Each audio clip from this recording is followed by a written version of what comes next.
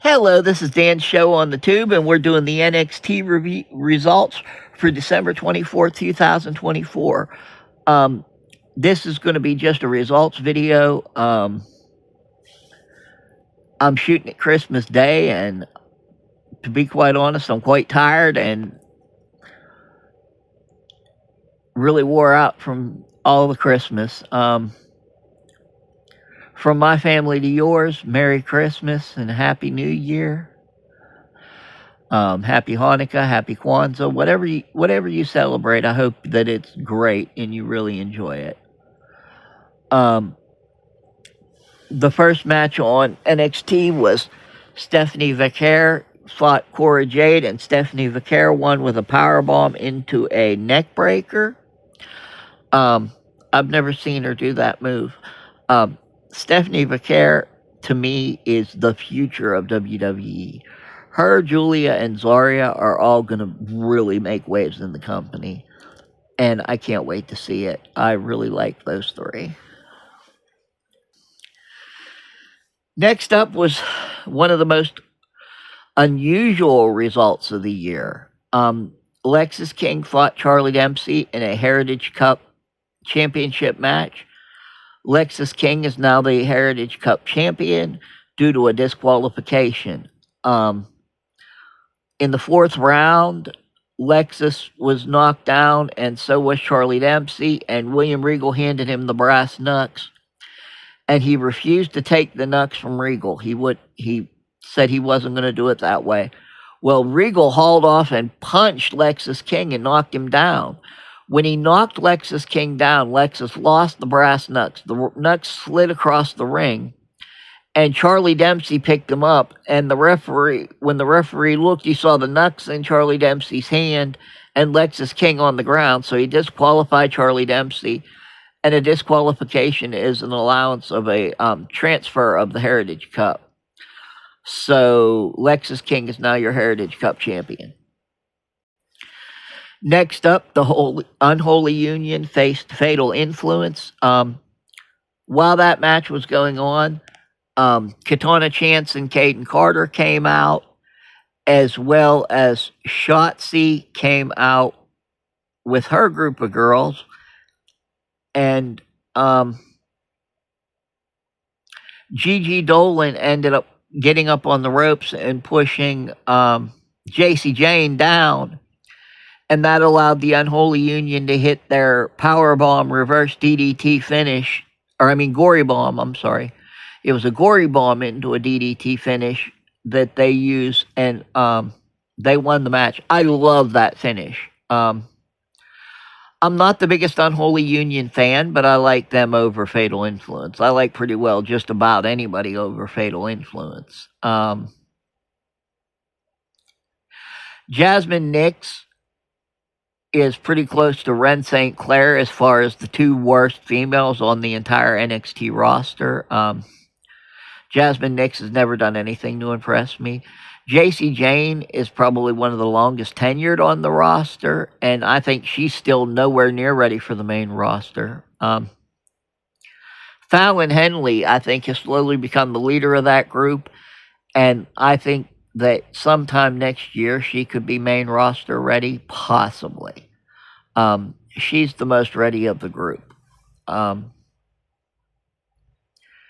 With the transfer portal being open, I'm waiting to see if Shotzi or Caden Carter and Katana Chance or even the Unholy Union move to NXT in a trade.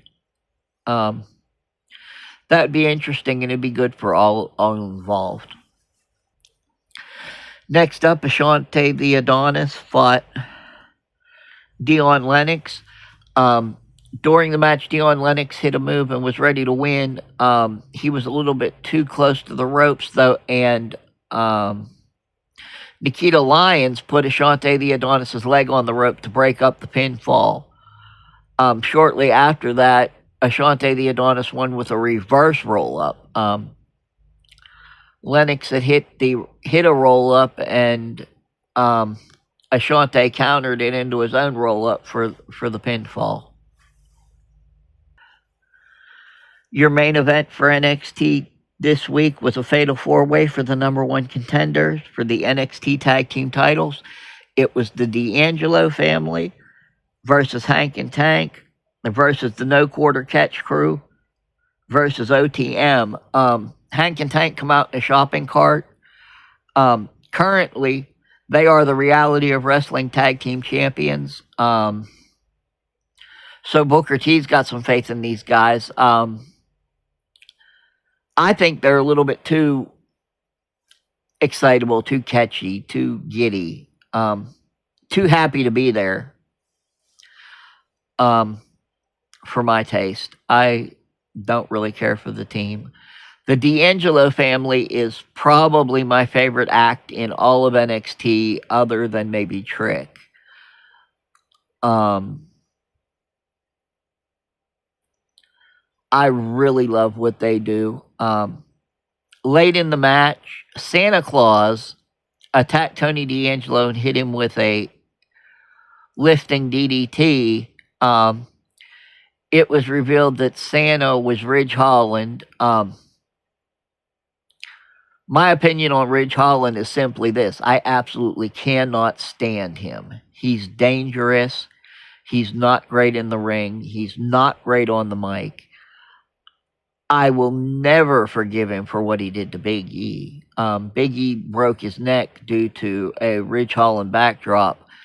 Ridge did not put the oomph behind the backdrop that was necessary and ended up dropping Big E on his head outside the ring. Ridge has caused some other injuries, and I just don't deem him safe in the ring. I know I personally wouldn't work with him. Go ahead and like, share, and subscribe the video. That was the review of NXT for the 24th of December, 2024. Thank you. Have a good day. Have a Merry Christmas. Have a Happy New Year. Happy Hanukkah. Happy Kwanzaa. Whatever you celebrate. Just enjoy it. Spend the time with your family and your loved ones. To my family, Merry Christmas. Kelly and Marcus and Angel, and I love you all.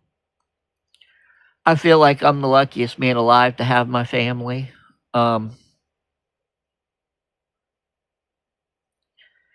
Everybody enjoy the video, and like I said, like, share, and subscribe. My followers and my views are really increasing, and I'm really happy with the progress of the videos. I'll be back tomorrow with a news video. The only real news story for the last couple days is Dustin Rhodes re-signed with AEW, and I was kind of hoping he was going to come back to WWE and either be Dustin or be the Gold Dust character again. I think it's a shame, and I think that AEW did luck out by getting Dustin to stay.